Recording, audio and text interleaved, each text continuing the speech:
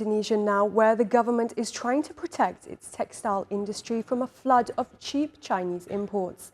Sales of textile products on e-commerce platforms prompted Jakarta to slap higher import tariffs in a bid to safeguard local jobs. But as Omer Bakkaloglu reports, the move could provoke Beijing to retaliate.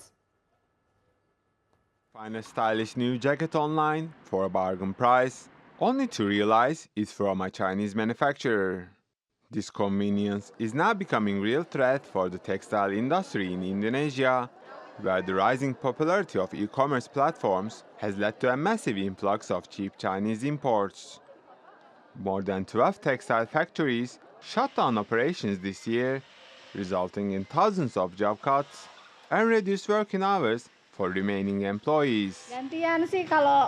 Now they take turns. The number of workers stays the same, but the work is divided up, and not all get some.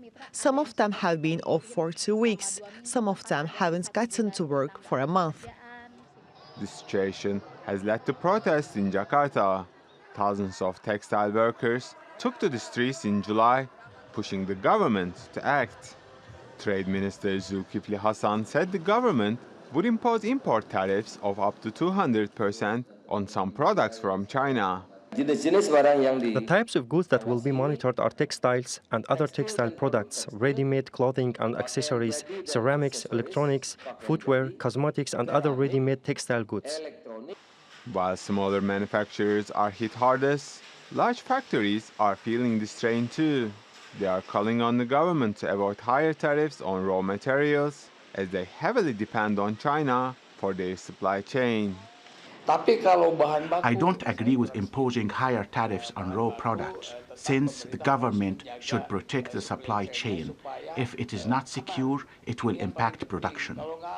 China is Indonesia's largest trading partner, with bilateral trade exceeding $127 billion last year.